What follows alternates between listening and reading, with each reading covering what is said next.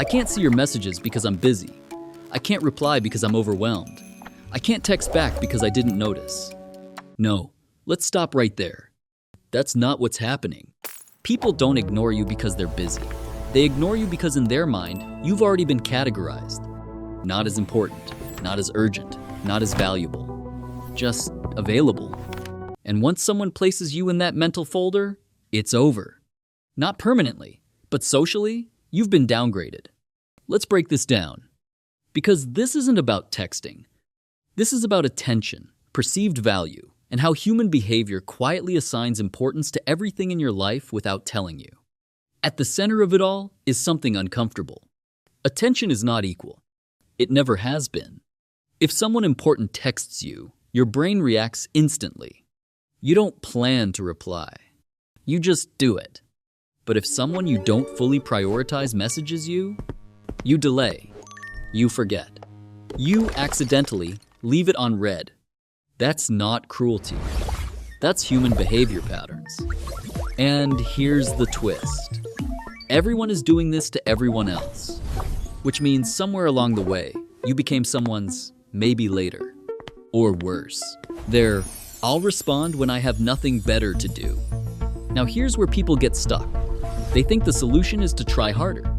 More texts, better jokes, faster replies, more emotional effort, more presence. But that's the trap. Because perceived value doesn't increase with effort. It decreases with overavailability. Think about it. Scarcity is what creates value. Not effort, not kindness. Scarcity. Air is free. You don't appreciate it until it's gone. Water is ignored until you're thirsty. Attention works the same way. If you are always available, always replying, always initiating, you become emotionally invisible. Not because you're not worth attention, but because you've removed all tension. And attention runs on tension. Let's talk about how this actually happens. Most people don't realize they are training others how to treat them. It starts small. You reply instantly. You double text.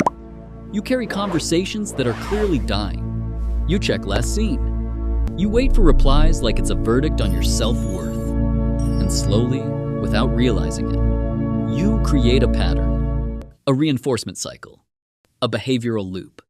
They learn, you'll always be there. And once that's established, effort is no longer required from their side. Because availability has been guaranteed. And guaranteed things are ignored. Now, here's where digital communication makes it worse. We live in a world of instant replies, seen receipts, typing indicators, and last active timestamps, which means silence is no longer neutral. It's interpreted. If you don't reply fast enough, it becomes social information. If you reply too fast, it becomes predictable. And predictability kills curiosity. No curiosity equals no emotional engagement. No emotional engagement equals no attention. It's that simple. But the deeper issue isn't texting, it's validation seeking. Most people don't realize how much of their behavior is driven by emotional dependency on response. A reply becomes reassurance. A delay becomes anxiety. A seen message with no response becomes emotional noise in your head. And the more that happens, the more your behavior adjusts. You start performing communication instead of participating in it. You stop expressing. You start chasing. And people can feel that shift, even if they can't explain it. Now, let's talk about something nobody likes hearing. Self-respect is visible, not in words, in behavior. If you treat your time like it has no value, other people will agree with you. Not consciously, but behaviorally. Because social value perception is contagious. People mirror what you accept. If you accept inconsistent communication, you become associated with inconsistency. If you accept low effort, you become categorized as low resistance. If you accept being ignored, you become ignorable. That's harsh, but it's accurate. Now here's where things actually start to shift. Because the solution is not becoming colder. It's not manipulation. It's not playing games. It's control over your attention. Right now, your attention is reactive. Someone messages you, you respond. Someone ignores you, you overthink. Someone likes your message, dopamine spike. Someone does an emotional drop. You are not directing your attention. You are leaking it. And that changes everything. Because attention economy works both ways. The more you give away your availability, the less value it holds.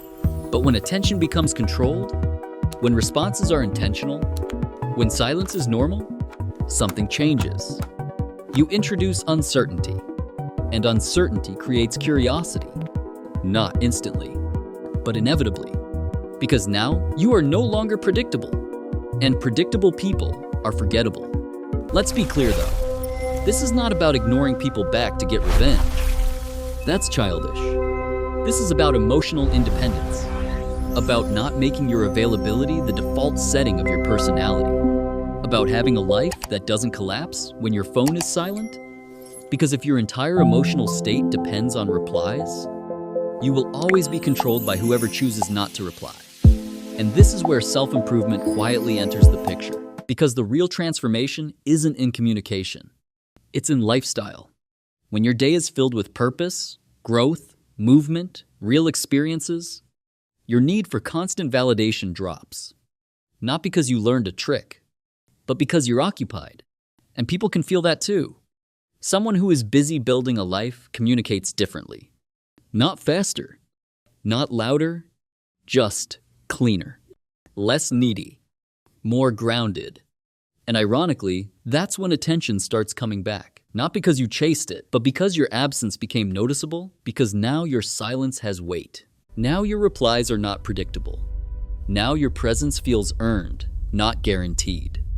And that changes the entire dynamic. But here's the final shift, the most important one. You stop asking, why are they ignoring me? And you start asking, why am I giving attention to someone who treats it like it's optional? That single question restructures everything. Because now, attention is not something you beg for. It's something you allocate. Selectively. Intentionally. Like a resource. Because that's what it is. A limited one. And once you reach that point, something subtle happens. You stop over-texting. You stop overthinking. You stop checking. You stop waiting. Not because you're trying to be mysterious, but because you finally understand the system. Attention is not given because you exist. It's given because you are experienced as valuable in that moment. And value is shaped by behavior, boundaries, and scarcity, not desperation. So if you feel ignored right now, here's the uncomfortable truth. You're not invisible. You're just predictable. And predictability is the fastest path to being overlooked in a world where everything is competing for attention. But that also means the solution is simple. Not easy, but simple. Change the pattern.